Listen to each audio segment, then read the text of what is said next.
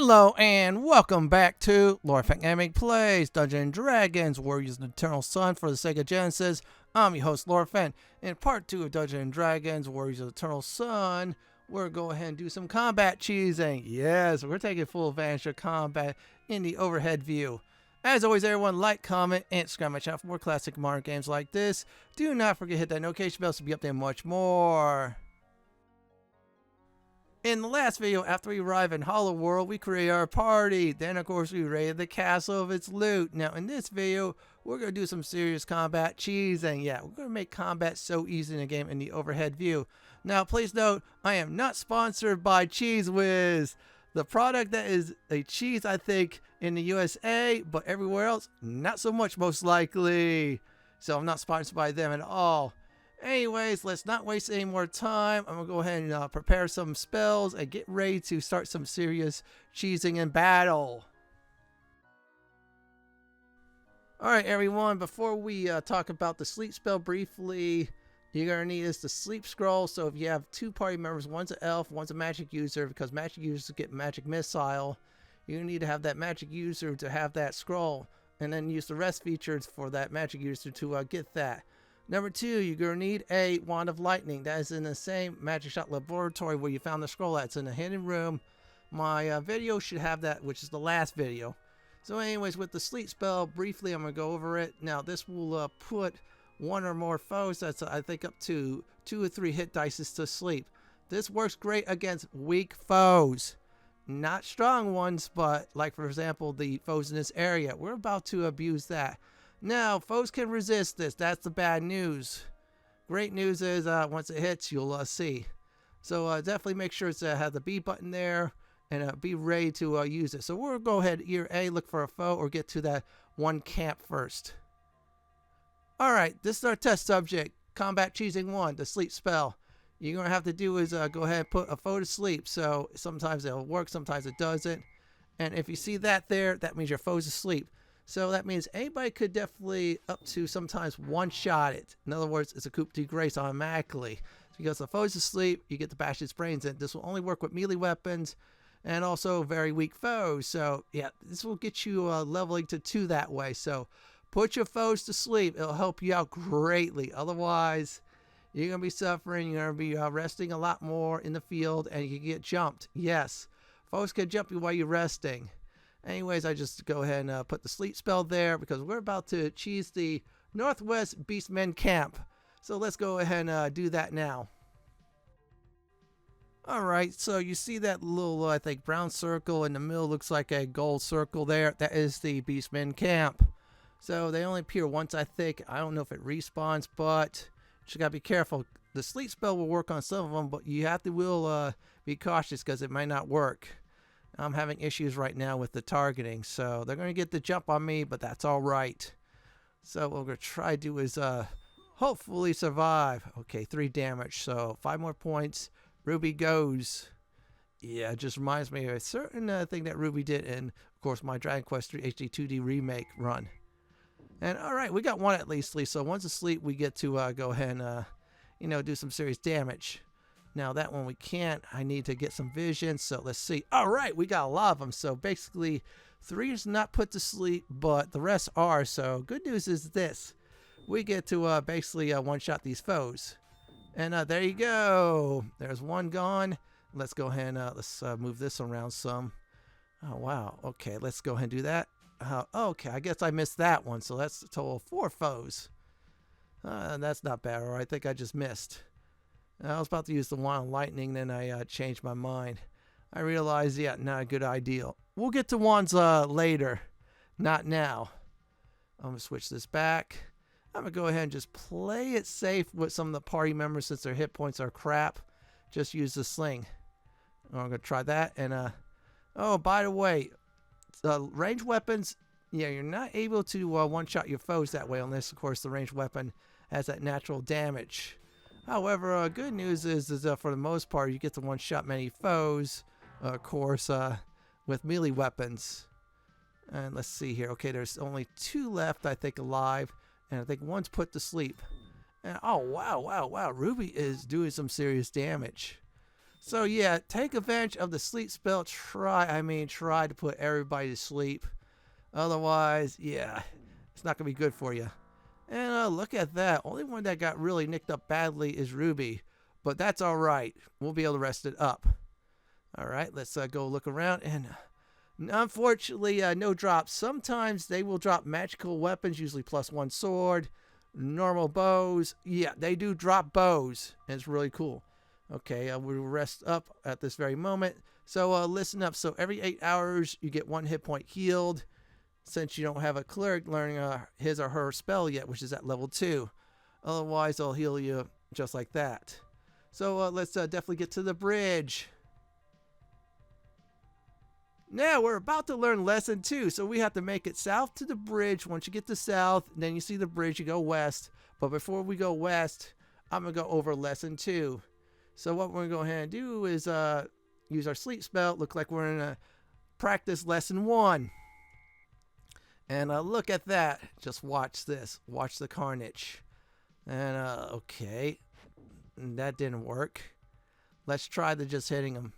And there you go. Critical hit. They're gone. See, I don't want to be you. Oh my god, I thought I had the sling. And oh, look at Julia. She just one-shot these foes even though she has 10 strength. Yeah, I had a bad dice roll with her. While I was test running the game, I had better stats with her. I even had 18 with Julia on strength, 18 on dexterity with her, and 16 on constitution, and wisdom I had I think 14. But still, it was all good. Now I'm going to go ahead and get the sleep spell again, just in case I get some yard trash on the way to the bridge. Yeah, foes will be around here. So once we, like I said again, get the bridge, lesson 2 begins. As always, save often, save early, because if you don't, you'll lose progress. Think of this, that part as a I should say more like a Sierra game or King's Quest game. Yeah, you just got far, then you made a mistake, you didn't save, you go way back. You wiped out, you go way back. Seriously, so save your game. Now, once we get to the bridge, we're going to go ahead and start the lesson. We're almost there. And there we go. Alright everyone, lesson 2. First of all, save your game. Why is that? Well, wands have random charges, so for instance, use wands in combat. For instance, the wand of lightning, which does a lot of damage. It goes bye-bye after 1 use. You got to reload the game, so go ahead and use it. Wipe out some foes, save your game. If the wand's still there, load the game up. So yeah, we're basically abusing the living crap out of the wands, and this only goes for the elf, magic user, aka wizard, and of course I think thief later on. So we're gonna go ahead and put this foe to sleep. We can. It's a 50-50 shot with dire wolves. So I'm gonna go ahead this time, have him equip the wand, and then I'm gonna see who's next. I'm gonna have her try to hit the hill giant. Oh yeah, we're choosing those foes. Now we're gonna go ahead and shock it. Just watch the damage fly. 24. Now I could have another charge. I could do it again. And there you go. It's a little bit risky, but I'm doing that. I have almost 50 damage there. So we really did some damage against, of course, that hill giant. Yeah, we're level 1 party members for the most part. We're not supposed to be doing that just yet. Probably level 3 or 4. They probably want us to grind around here and that waterfall cave. Oh, that's going to be for the next episode, the waterfall cave, after I get some levels. And there you go. Coup de grace. And we won. We did lesson 2. Save your game when you have your wand. Load if your wand goes bye-bye. I'm going to go ahead and do some grinding. I am back. I'm going to go ahead and show you on the level up process. This is how you level up in the game. So let's look for some foes. Now, this might take some time due to the fact that, yeah, you guessed it. Foes will sometimes come right away. Other times they will not. As always, like I said before, save, save, save. And I'm still wandering around. Oh, by the way, remember this area for the next video. And look at that. So we're going to attempt to put some foes to sleep. The beastmen we can. Now I'm going to switch up to the wand. Again, if it goes bye-bye, I load the game up. I've been doing this a few times off screen. And oh, look at that, 2 hit points only. So we're going to fry this one, 27 damage. See ya. And look at that, 6 hit points off our wizard. Yeah, I'm calling him wizard. Now I'm going to go ahead and try to coup de grace. Okay, I cannot. That's alright. Let's see if you could do it, Ruby. And there you go. Alright, everyone. We got ourselves a level for our wizard. Now let's get back to town. So when you level up as a arcane spellcaster, like for example the elf class and the wizard, yeah, I'm not saying magic user. What happens is they get an extra level 1 spell to use, so you could use, for example, 2 different level 1 spells or 2 of the same level 1 spells. For instance, we're going to go ahead and do sleep. Eventually, I will change up for Vivi to use magic missile. Yeah, I'll probably go over that. So also, since Vivi did get a level, we're technically now have access to the level 2 shop. Yeah, that's right, folks. There'll be some new items. That's why you always want to level up. Very, very important. Now we're in the city again, and of course, what we're going to do is first visit, you guessed it, the shop. This one. So now, before it was shield, now it's magic missile, which is 800 gold. We're not going to buy that just yet. There'll be a certain creature later on that will give us a lot more gold. Yeah, that's coming up, but not just yet. So let's go ahead and check out the weapons we could get. Now, we're 1 character level 2, so what's new is the Warhammer. So we'll buy one, which is good. That'll be for, of course, Julia. I think that's 1d8 damage. It's been a long time, but it's a good weapon to have. And since she has that, I'm going to sell the mace. I don't need that no longer. Now, I'm going to check. This is very important to see if there's anything new at the armor shop. Now, Ruby's going to memorize some, I would say more like, I should say more Vivi. And I just add Vivi an extra sleep spell. So Vivi has 2 shots at using sleep. And the other one's not yet. Oh, don't worry. We'll get to that eventually. See, there you go. Sleep. That's the only thing we could do for now. We're going to go ahead and check out the armor shop.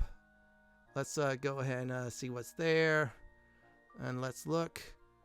Alright. And inside the shop is leather armor. Don't worry. Level 3, it'll get some new inventory.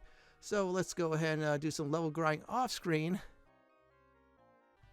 Alright, everyone. I did some grinding. First of all, Ruby leveled up. Fenton just leveled up. Hit dice rolls suck for Fenton. Ruby had a great one. And of course, oh wow! Julia has a hit dice roll too. That's great. Alright, everyone. What we're going to go ahead and do is rest. And what we're going to go into, well, besides getting her a sleep spell for Ruby, we'll go over some of these spells for Julia. Cure Wounds, that's about, I think, 1 to 6 hit points it heals. Very good. Cause Light Wounds is 1/6 hit point damage. I wouldn't use it. Now this next one is Detect Magic, Avoid. Now this next one, Light. Oh, it does it blinds a foe. They can't hit you or anything like that. You get him, they won't hit you back. Great spell. Now as for Darkness, the next one, same thing as Light, except for they're put in darkness. They can't hit you. You can hit them. Yeah, you're basically a drow at this point. Protection from evil, avoid it. It sucks.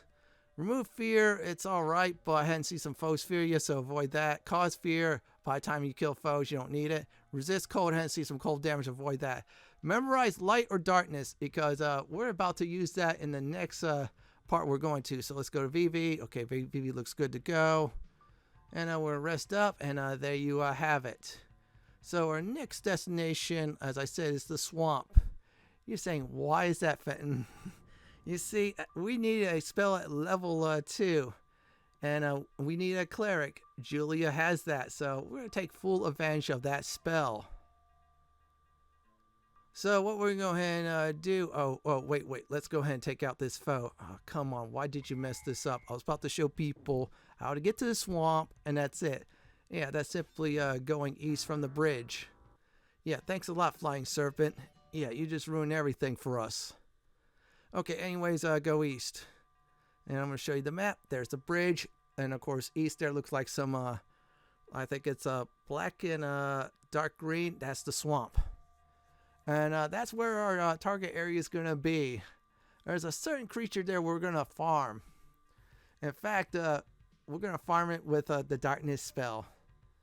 We'll get to that lesson once we get there. So, as for now, keep on going. If you need to fight, that's fine. If you need to avoid fighting, try avoid enemies just to get to the swamp.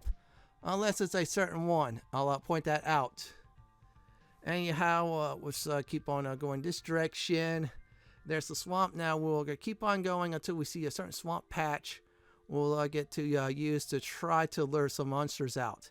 These monsters are tougher than the bridge ones. Some of them, others not so much, except for one. One is really tough. As always, save your game. So I'm going to go ahead and go over at this time lesson 3. For the next lesson, combat choosing 3 light and darkness spells. Now you know the sleep spell only affects weaker foes. You could do coup de grace against them. They cannot work against stronger foes, like for example hill giants and such.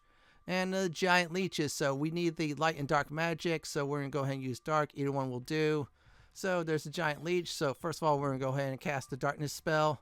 Now with darkness and light cast, either one, they can't hit you, but you can hit them back. Also, you're subject to the hit and miss dice rate. So remember that. And the foes here, we're going to go ahead and use it against the light and darkness magic. I think it's the big beastmen. If I remember right, giant leech and a certain creature we're going to go ahead and do next. You can still use the sleep spell on the beastmen, giant crabs, and crocodiles. Yeah, that's the enemies here.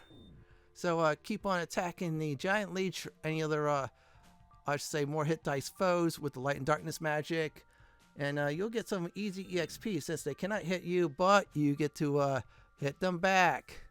Get used to missing a lot when you're level 1 and 2, but you're going to hit more once you get more levels. And there you go. That was very easy. Now, I went off screen looking for the dinosaur that they said. It ain't a dinosaur, it's a black dragon. So this is the target. So first you need to cast light or darkness magic, and then just keep on hitting that dragon. So normally dragons of all types in this game, you need to be very high level, probably 9 to the cap. So yeah, you won't be able to survive anything under level 9 due to the fact that dragon does a very nasty AoE damage. You die instantly, especially with a level 2 party. Well, guess what? Dungeons & Dragons Warriors Eternal Sun, thanks to light darkness magic, you get the cheese battle against these, I say, monstrosities. Yeah, we get to beat up dragons at a very low level. Yeah, I know it's wrong, but you know what? We're going to abuse that. This is how I level up in the game for a while.